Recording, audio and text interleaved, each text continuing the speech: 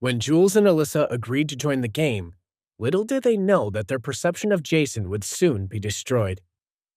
Jason and his friends showcased their golf expertise with every swing and putt, shocking Jules and Alyssa.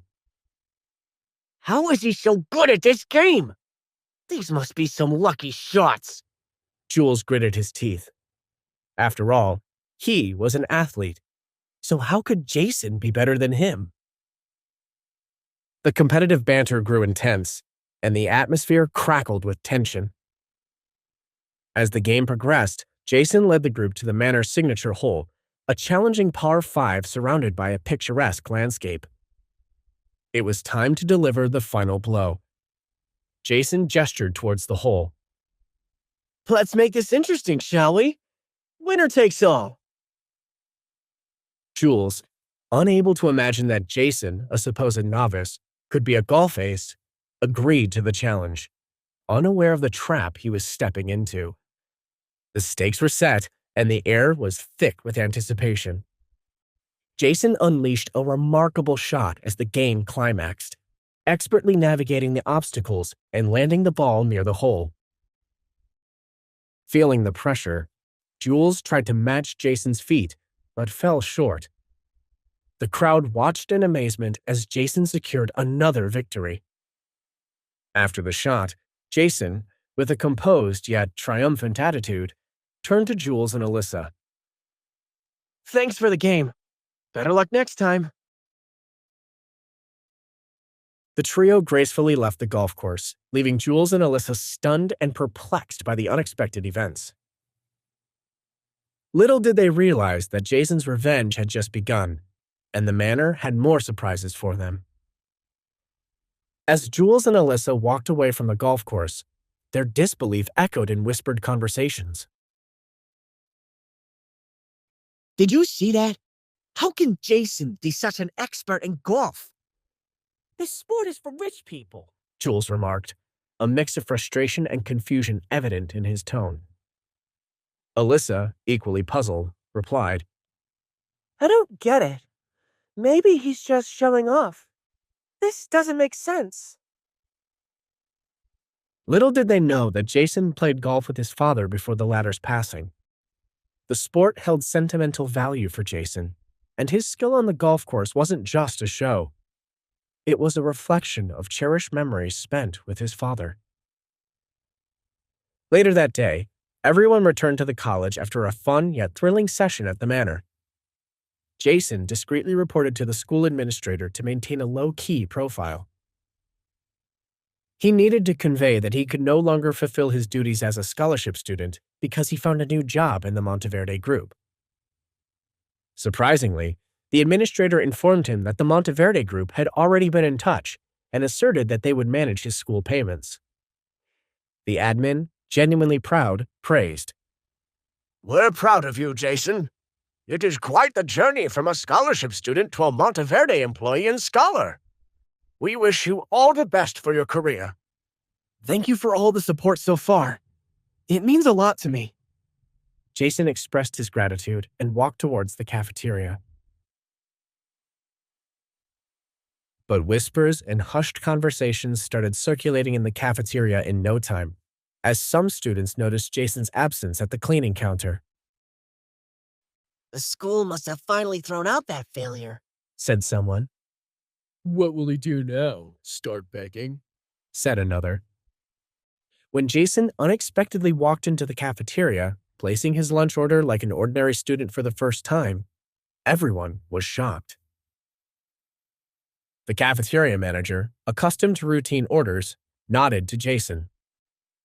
It's good to see you back, Jason. What can I get for you today? Jason placed his order, leaving the curious onlookers confused and curious. Upon spotting Jason in the cafeteria, Alyssa couldn't resist the opportunity to make a scene. In a loud, mocking voice, ensuring everyone could hear, she questioned Jason's absence from work.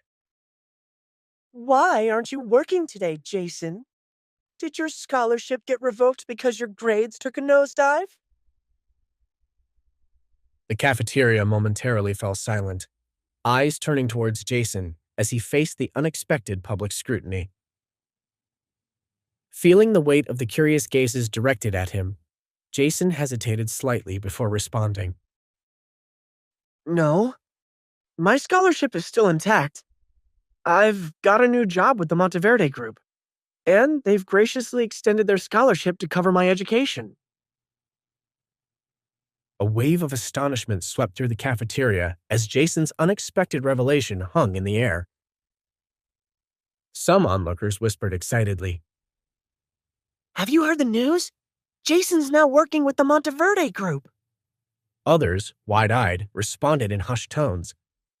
No way. That's like the ultimate dream job. I heard they're extremely selective. The first group nodded. Absolutely. It's not just a job, it's a pathway to success. The Monteverdes only choose the best of the best. The second group sighed. I wish I could land something like that. Imagine the opportunities it could bring. The first group agreed. Exactly. It's like holding a golden ticket to the elite circles. Everyone's craving a chance to step into the Monteverde company. Alyssa, upon hearing this, retorted with jealousy. Are y'all stupid? Jason's job can't be anything important. He must be working as a janitor. Who'd acknowledge his capacity since he is penniless and has no connections? A sympathetic onlooker shook his head. You just sound jealous. It's clear Jason's doing something right if he got into the Monteverde group. But most of the students were swayed by Alyssa's words and started sneering at Jason. Meanwhile, maintaining his composure, Jason ignored the comments and focused on his lunch, determined not to let negativity overshadow his accomplishments.